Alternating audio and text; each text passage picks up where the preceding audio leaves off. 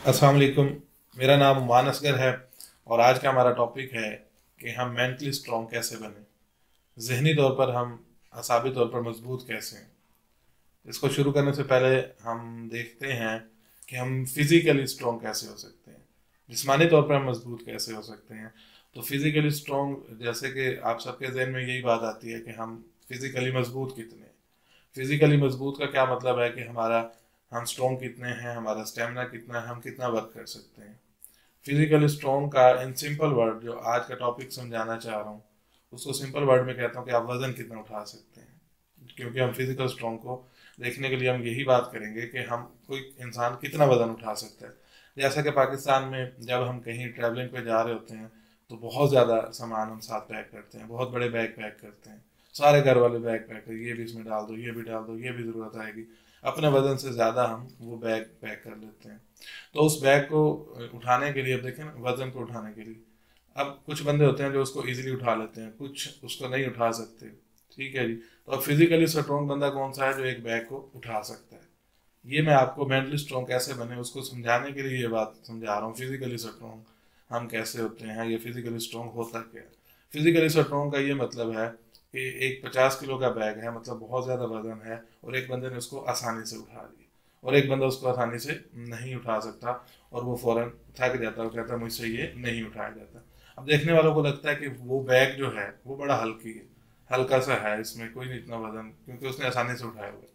क्यों आसानी से उसने उठाया हुआ है, वो स्ट्रोंग है फिजिकली। कुछ लोग होते हैं थोड़ा वर्क करते हैं तो थक जाते हैं, कहते हैं नहीं मैं छोड़ रहा हूँ, मुझे दर्द होता है। देखिए, दर्द होगा तो आप स्ट्रोंग बनेंगे। अब हम देखते हैं कि मेंटली स्ट्रोंग हम कैसे बन सकते हैं। मेंटली स्ट्रोंग जो है, जैसे फिजिकल स्ट्रोंग हमने देखा कि उसके मसल्स कितने स्ट्रोंग है, मेंटली स्ट्रोंग बनने के लिए हमारे थिंकिंग मसल मजबूत होने चाहिए। थिंकिंग मसल्स कैसे पता चलता है कि मजबूत हैं या नहीं, थिंकिंग मसल हमारे स्ट्रोंग है या नहीं, ये कैसे पता चलता है। ये हमें पता चलता है जब कोई प्रॉब्लम आती है और उसका हम रिएक्शन कैसे करते हैं। तीन तरह से रिएक्शन लोग करते हैं, तीन तरह से लोग होते हैं मेंटली थिंकिंग मसल, तीन तरह के। पहले नंबर पे क्या आता है कि एक परेशानी आई, कोई भी प्रॉब्लम आई, तो फौरन हथियार डाल दिए कि मुझसे ये नहीं होता। तो ये सबसे वीक थिंकिंग मसल्स वाले बंदे की निशानी है कि फौरन उसने हथियार डाल दिए कि मुझसे ये काम नहीं हो सकता। वो फौरन ही कह देता कि नहीं नहीं, मुझसे तो ये काम नहीं हो सकता। जैसे फिजिकल स्ट्रॉन्ग की एग्जांपल दे के मैंने समझाया कि एक सामने भारी वजन आया, उसने फौरन कह दिया कि ये मुझसे नहीं उठाया जाता, भाई ये तो मैं उठा के सफर नहीं कर सकता। इसी तरह जो प्रॉब्लम आती है, जो जिनके थिंकिंग मसल्स वीक होते हैं, वो फौरन उसको फेस नहीं करते और उससे भाग जाते हैं और लाइफ में वहीं के स्ट्रक हो जाते हैं। दूसरे लोग किस तरह के होते हैं, उनको प्रॉब्लम आती है, वो उसको किसी न किसी तरह साथ घसीट के ले के निकल जाते हैं। जैसा कि किसी के सामने वजन रखा हमने, तो उसने कहा कि ये वजन तो बहुत ज़्यादा है, लेकिन वो उसको घसीट घसूट के लेके चला जाता है। ये भी मेंटली स्ट्रॉन्ग पर्सन नहीं है, उसके भी थिंकिंग मसल स्ट्रॉन्ग नहीं है। क्यों? क्योंकि उसको उसका नुकसान हो गया। मतलब एक वजन आपने उठाया जो आपसे उठाया नहीं जा रहा, तो आपको कमर में दर्द या कोई ना कोई प्रॉब्लम हो सकती है। लेकिन ये उससे थोड़ा बेहतर है, लेकिन स्ट्रॉन्ग नहीं। तीसरा क्या है कि एक बहुत बड़ी प्रॉब्लम आई और फौरन से उसको सॉल्व कर लिया, मतलब थिंकिंग मसल उनके मजबूत थे और ये लोग प्रॉब्लम के लिए तैयार रहते। उसके लिए कि कोई आएगी प्रॉब्लम तो हम इसको ऐसे फेस करेंगे, तो वो उन्होंने चुटकियों में उसका मसले का हल निकाल लिया। तो ये थिंकिंग मसल इनके बहुत स्ट्रॉन्ग होते हैं, बड़ी से बड़ी प्रॉब्लम को वो आसानी से सॉल्व कर लेते हैं।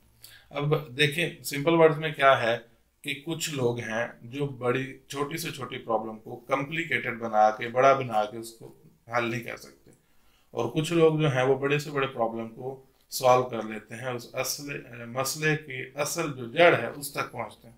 अब देखें हमारे रिलेशन है, चाहे वो फ्रेंडशिप है, चाहे हमारे मैरिटल लाइफ है, या हमारे घर में, तो हम एक मसले को बढ़ाते चले जाते हैं, ये नहीं देखते कि मसले की जड़ क्या है।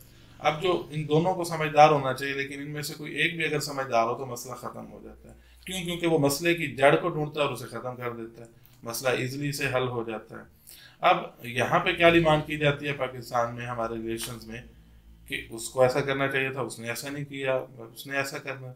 ये तो ऐसे ही है ना कि जैसे हम कहते हैं कि रेड लाइट हो तो सारी गाड़ियां रुक जानी चाहिए, चोरों को चोरी नहीं करनी चाहिए, गवर्नमेंट को ऐसे ऐसे लाए अमल बनाने चाहिए ताकि आसानी हो चाहिए।